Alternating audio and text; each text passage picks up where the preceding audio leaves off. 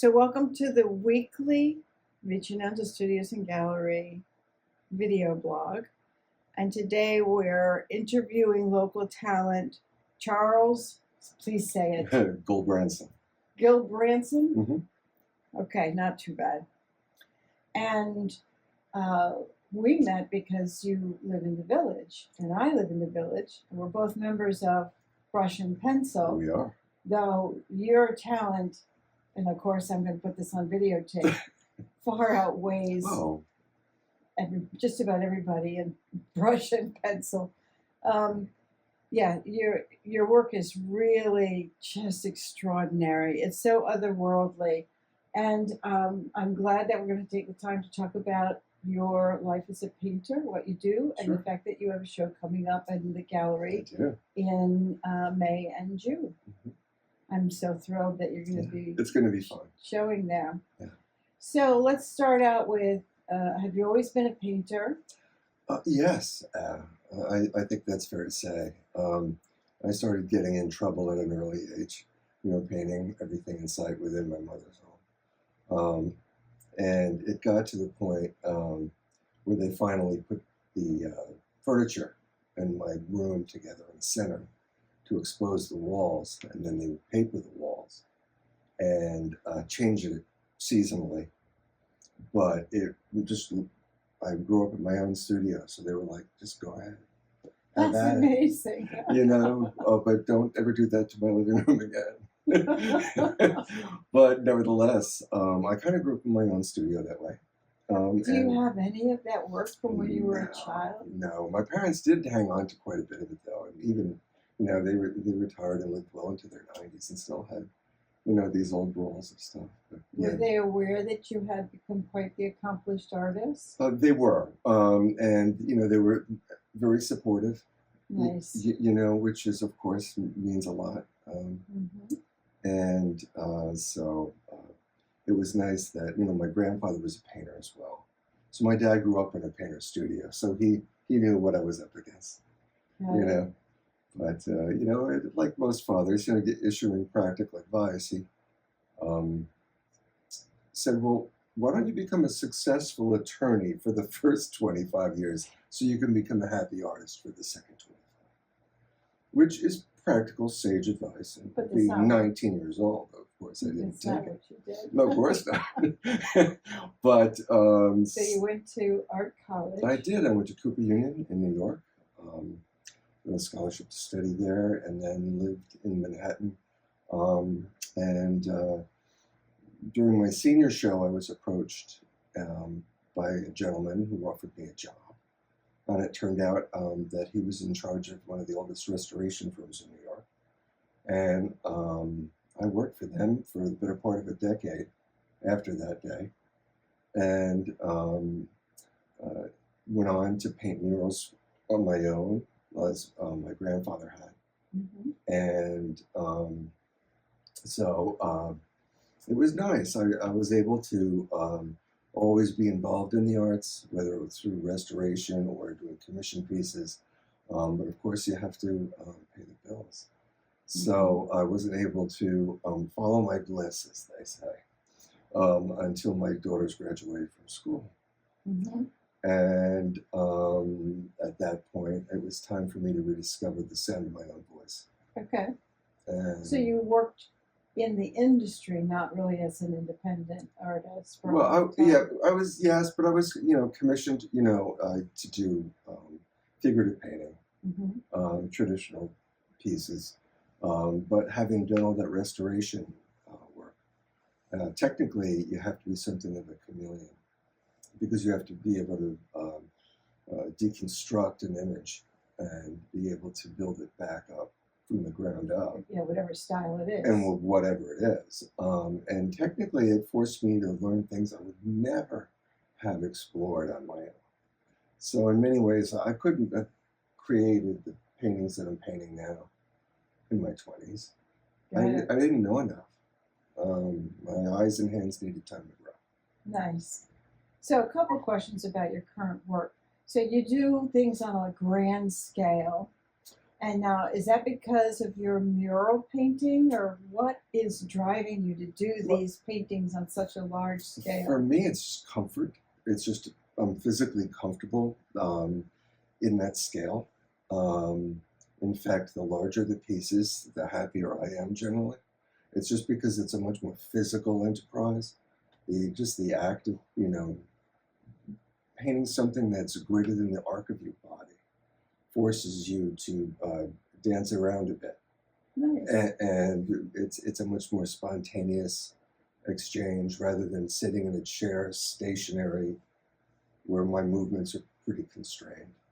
I wouldn't know anything about that. My tongue firmly planted in my cheek. Everything I do, I'm like in a chair hunched over the canvas. And yet you're able to control the paint so that you don't lose, even though you have this upright, you're controlling the paint anyway, which is, I find, not easy to do when you're painting with it straight up like that. Yeah, well, for me, what I've decided to do is use a technique that alternates opacity and translucency. So there's an opaque layer that defines some basic structure, and there's dozens of subsequent glazing layers that force that into having certain spatial illusions. And then there's another opaque layer, and you're basically stacking stained glass, transparent layers, one over the other. Mm-hmm. And in the end, it yields a kind of an illusion of depth and luminosity that intrigues me. Yeah, I like how you described it, because there is a really deep dimensional feel to the artwork. Thanks. Yeah. Yeah, I mean, some days, that first day when I first started, because everyone says, do meditate, they look so serene. Okay. But on the first day, I'm literally throwing paint at the wall. Mm-hmm. And it's dripping, and it's just, an unholy mess. I'm flipping it upside down. I'm changing this, that, and the other thing. It's happening very quickly.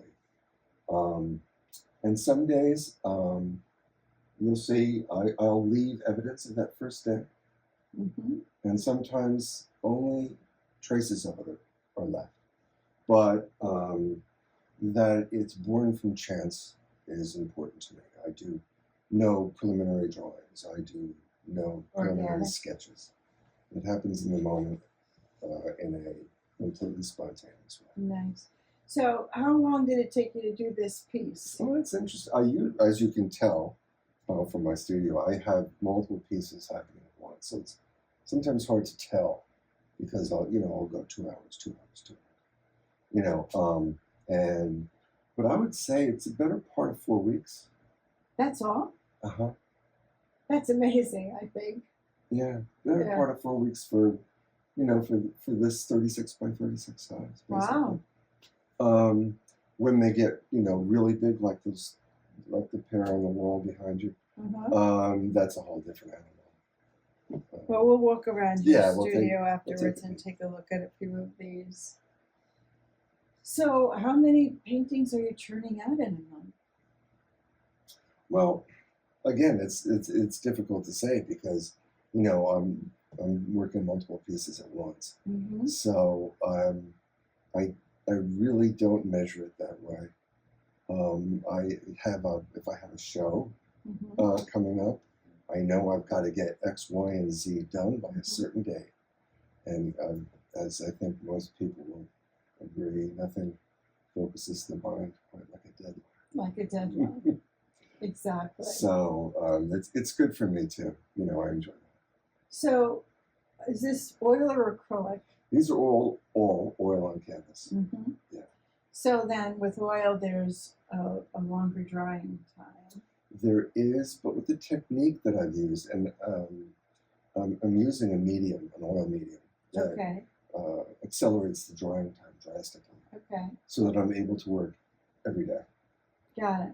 So are they thin like a wash, maybe? It's thin like a glaze. Like a glaze. Yeah, think about a transparent sheet of glass. Literally, it's a glaze that's that thin. Wow. You can see through it. It's not then that followed by an opaque layer and other things transpire. So in this example here, how many layers are you do you think you applied? A couple dozen. Wow. A couple dozen. I think that's probably about right. And that's, that's just how they evolve. And, I don't really have a set target in mind. The interesting part for me, painting abstractly, is knowing when they're done. Yes. Because, I get to the point, I guess, where I'm just making them different and not making them better. Mm-hmm. And the way I can tell that that's happening, I don't know if you ever had the experience of having a mosquito in your studio, and you're just like looking for it all over the place, and you're just going to swat the thing. When your eyes dart around like that, when my eyes begin to dart, looking for what I consider to be flaws on the surface, when I start doing that, I know I'm close. Okay. I know that's just the physical feedback. I know when I begin to do that, when I'm working on a You're piece. looking for the tiny little nit that's left. Yeah, I'm looking, and if I can't find something to correct, I'm walking away. Got it. Do you do anything on a small scale? That's for me That's your small scale. That's my small scale. Mm-hmm. 24 by 24. Mm-hmm. Yeah, that's my small scale. I've done obviously smaller pieces, but I'm just more comfortable controlling the process at this level. So this has a certain color palette. That has a certain color palette. And that has a certain color palette. Would you call that monochrome? Different shades of the same base color? It's like a grisaille. Yeah, it's a. For me, I wouldn't call it monotone so much. There's a great deal of color in it. Oh, there is. But it's so related to each other. Yes, I do want there to be a kind of a synergy between the color environment and the object being depicted. Mm-hmm. And I really don't think of them as separate phenomena. Mm-hmm. And so they all tend to have their own atmosphere, their own color environment. Nice. I particularly like the sort of the green hues of this one. It makes me think of like an underwater cave, right? Yeah, people will often, remark about my work that it either reminds them of something galactic or microscopic, but they can't figure out which one. Mm-hmm. And that type of ambiguity is just fine with me. I'm very much interested in making them part of the natural world, but somehow other. Do you stretch your own canvas? Sometimes, very often, I do. But it really depends. It's what impulse is happening in the studio on that day. If there's a stretched canvas, and it's blank, and I'm ready to go, it's not going to be blank for long. So,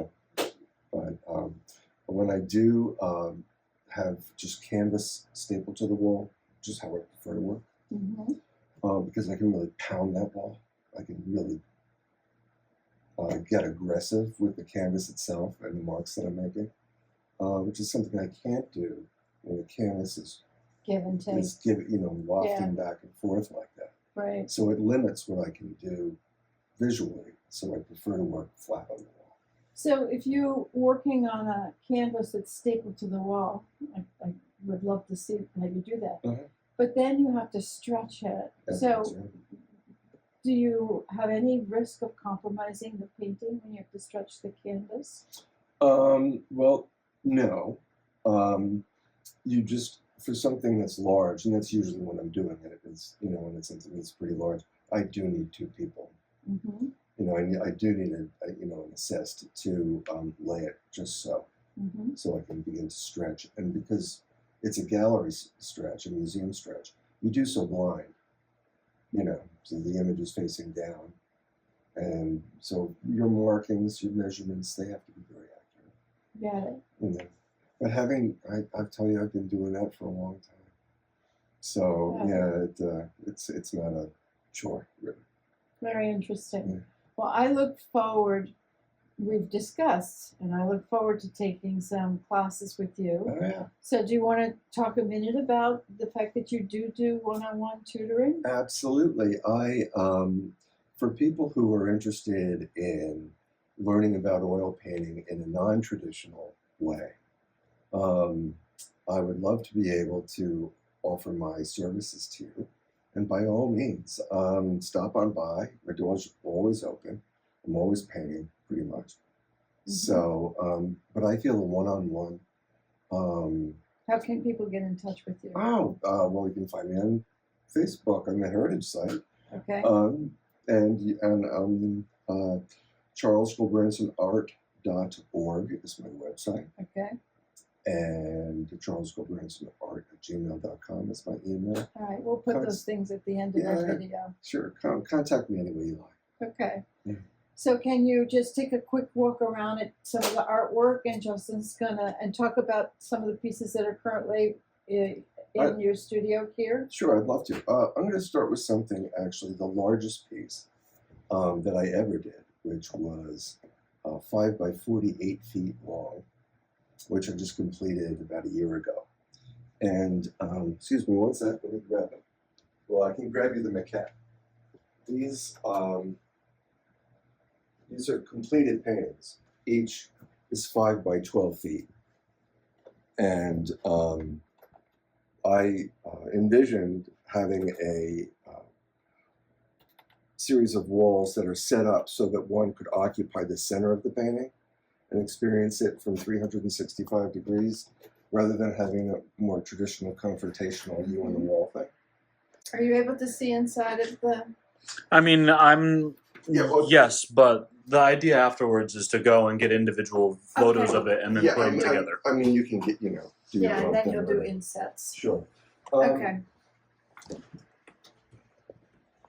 But these pieces, they're all 36 by 36.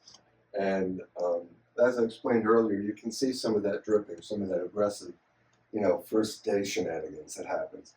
But while all that's happening, somehow my eye begins to perceive structure and ask questions, and then it just snowballs.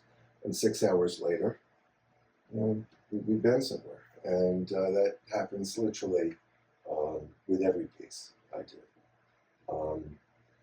You said you started this one today? This guy, well, yeah, I started this one yesterday back here. This began, as all my pieces do, in black and white. I began doing that first, frenetic day in gesso, black and white gesso. Okay. Most people gesso a canvas, particularly, white or black. And I just see that as a lost opportunity to begin the process. And so that's where I began. And then I go from there. This is the first oil layer. Today's the first oil layer.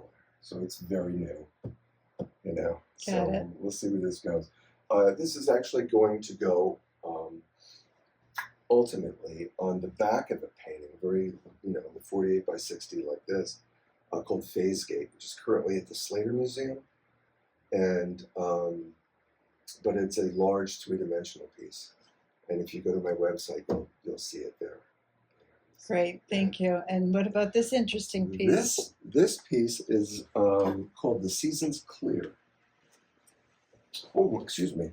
My mistake. The Seasons Clear is behind you. It comes from the same saying, which I believe is Confucius, which is called Fire in the Lake, the image of revolution. Thus the wise man sets the calendar in order and makes the seasons clear. Okay. He was talking about something else, but I was thinking of it as more of a metaphor for the seasons of your life. And for me, it meant a great deal. And so this is a painting called Fire in the Lake. So how many of your works are commissioned versus non? Well, the very largest pieces have been commissioned so far. Mm-hmm. So I would say only 10%. Okay. Yeah, only 10%. Okay. So let me see if I can find this for you. This is an example of a commission piece. That, Gorgeous. thanks. This went to Scottsdale, Arizona, but it's 9 feet by 6 feet, so this is a huge painting.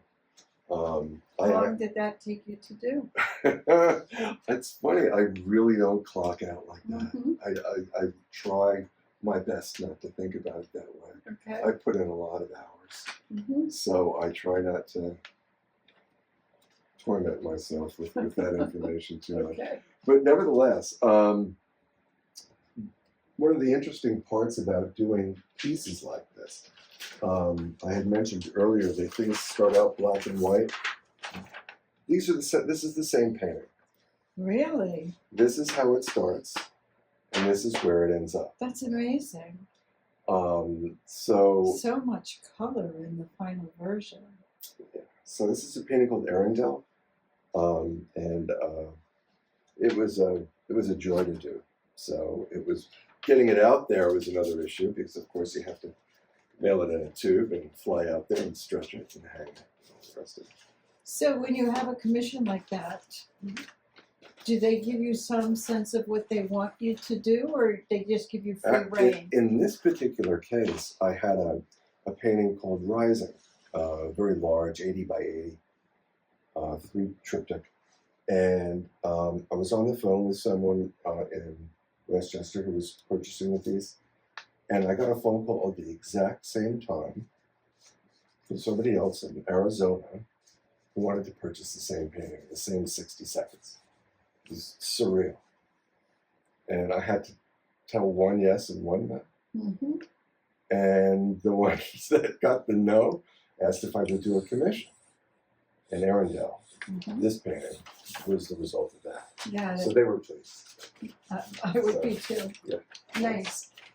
All right, you have a few more pieces on the wall back here. Yeah, this is just getting started. This will ultimately have, as you can see, down here you can see a bit of my process where I'm using an opaque, warm yellow to articulate this almost a web-like substructure. And glazing after glazing after glazing will give you this very soft, modulated atmosphere. Yeah, these are very cosmic in my opinion. You know, and so, but that's part of the process. So that's where that is in that process. And you can see this is less developed than the ones on the right. It's, you know, and this is the same thing is happening here, where, you know, I'm just alternating those levels of opacity and translucency. But ultimately, this piece will change substantially. So, I think that's not a commission. You're just taking a chance that somebody's going to fall in love with it. Yeah. Yes. Yeah. I don't. I think when you start to paint for someone else's approval, it begins to lose its. I don't know quite how to say it, but magic. Yeah, that's a good word. Because the sense of creative urgency you have towards it begins to ebb away, I think. So a couple more pieces at the end? Yeah, these, that same type of substructure, a type of web-like almost interconnectivity, that's going to take place here, here, and what's going to happen is that it's going to arc up and out as these two spheres interconnect. And you'll see that it will become much more dimensional as that layer is woven in and out of these other elements. So this will stay predominantly red, predominantly green, but then they'll have these threads that'll pull them together. Correct. And I noticed that these are stretched, so you're painting on a stretched canvas. Yes, not my preference. Got it. But it had to happen. Got it. There we go. But yeah, these will be quite colorful, and I think they'll be great fun. Great. Yeah. Anything that you would like to say to wrap it up? And thank you so much for your time today. It's a pleasure. You know, I'm just glad that I'm able to paint and communicate what I believe is a message of interconnectivity. I like that. And when you're an abstract painter, and you're not using things that people are familiar with, sometimes that's hard to do. But for me, I'm committed to the process, and I'm just thrilled and blessed to be able to get up every day in the village and come to my studio and make that happen. Wonderful. Thank you so much for your time, Charles. Oh, it was a pleasure.